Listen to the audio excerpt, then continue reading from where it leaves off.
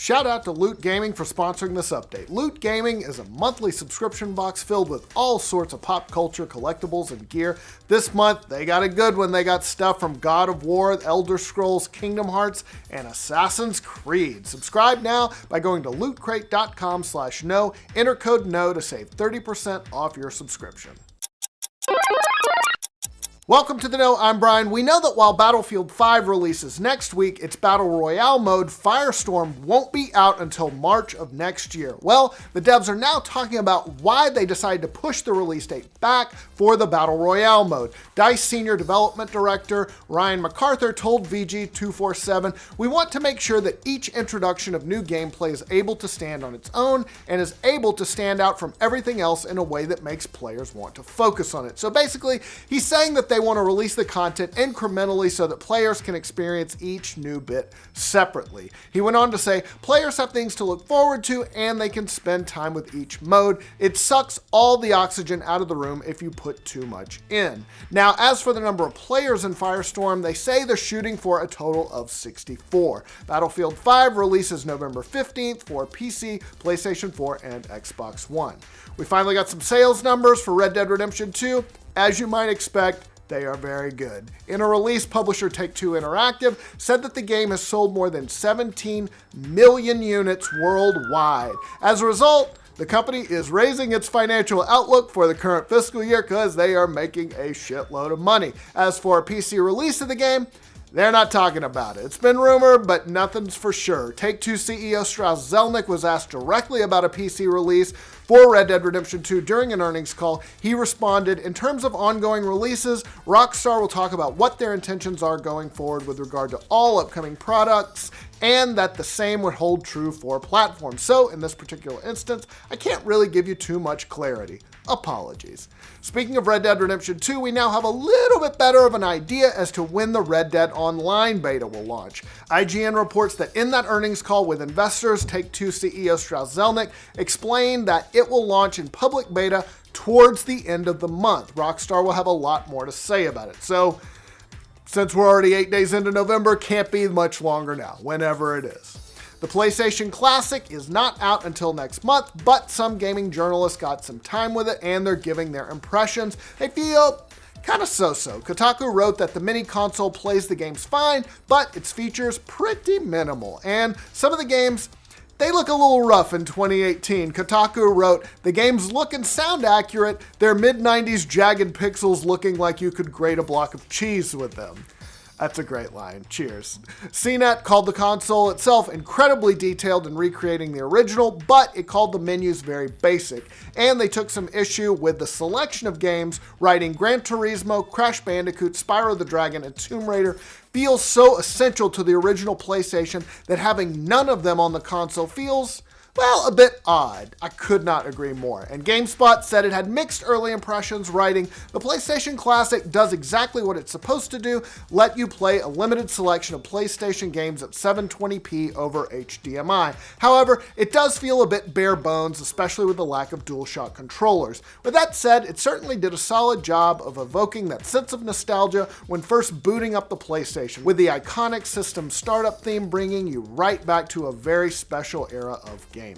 The mini console costs $100. It's out December the 3rd. Reviews for Hitman 2 are in, and it's doing decently well. It's got an 81 on Metacritic, 83 on OpenCritic, and indicates pretty favorable reviews. Good, not great. Us Gamer wrote, "Hitman 2 may just be more Hitman, but it's somehow even better than before. The levels are all fantastic. The assassinations possible are all clever and silly. The satirical writing is at its best. The assassination sandbox has never been more satisfying, and its slight technical hiccups and lackluster multiplayer do little to hold back the baldest assassin of them all." Eurogamer called it more Hitman Season 2 than an experience in its own right, but a couple of great maps plus a fun competitive mode make for a solid fan pick. It releases Friday for PlayStation 4, PC, and Xbox One. Looks like YouTube is in fact coming to the Switch. The app went live today. It's of course free. This had been rumored earlier after some folks noticed a page for the app on the Nintendo of America site. Looks like that turned out to be true. One cool thing to note, TechCrunch says it does support 360-degree video. That's awesome. Yeah, let's get Netflix on it. Let's go for it, guys.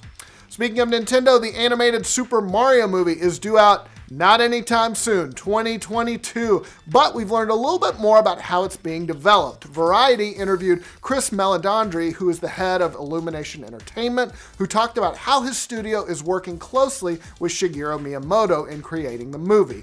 Meledandri said they're keeping Miyamoto front and center in the creation of this film. Yeah, because they don't want to do what they did in 93 and make a terrible, like Bob Hoskins said it was the worst thing he's ever done in his career, and Bob Hoskins rules. He went on to say the challenge is taking things that are so thin in their original form and finding depth that doesn't compromise what generations of fans love about Mario, but also feels organic to the iconography and can support a 3-act structure. Yeah, there's that. Yeah, I mean, he's a plumber that jumps around. Sometimes his girlfriend gets stolen by a giant dinosaur. There's pipes involved. I don't know how you make a movie out of that. 3 acts. Give me three acts. Yeah, I don't. He jumps on things. He jumps on more things, and then he saves the princess. So there you go.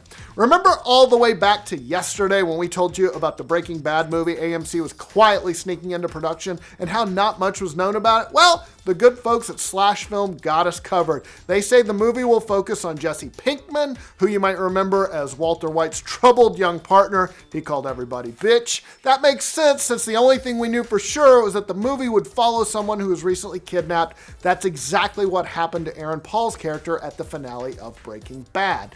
That sounds like the movie's going to pick up after the series left off, although spoiler alert, I think he got away at the end of Breaking Bad. Bryan Cranston was asked whether or not we'll see him pop up in the movie, and he was pretty cagey with his response, although he did admit he has not read the script to the movie, which starts shooting this month. So if you're going to be in it, you might want to read the script. He did say he would be open to appearing as that character again, though.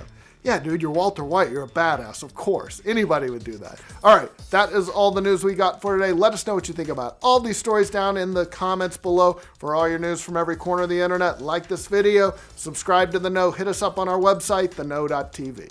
Shout out to Loot Gaming for sponsoring this update. If you've never tried Loot Gaming, it's a monthly subscription box filled with all sorts of pop culture collectibles and gear delivered right to your door. They have sold more than 30 million crates, and they've got 16 other awesome crates to choose from, including from some legendary gaming franchises like Fallout and Halo. There's a guaranteed t-shirt inside each crate, and you get $60 worth of value for less than $29 a month. I love it. It's like getting a birthday present every month. One month I got a Battletoads belt buckle, which I've never seen before. Now it's one of my favorite things to wear and just brag to people that I beat Battletoads. This month's crate is super cool. It's got stuff from God of War, Elder Scrolls, Kingdom Hearts, and Assassin's Creed, but this one's gonna sell out. You've got to order this week to guarantee your order, so you better get on it. Oh, and when you subscribe, you're also automatically entered to win each month's Epic Drop. This month's Epic Drop includes a PlayStation 4 Pro and God of War bundle. That's insane. Subscribe now by going to lootcrate.com/know. Enter code KNOW to save 30% off your subscription.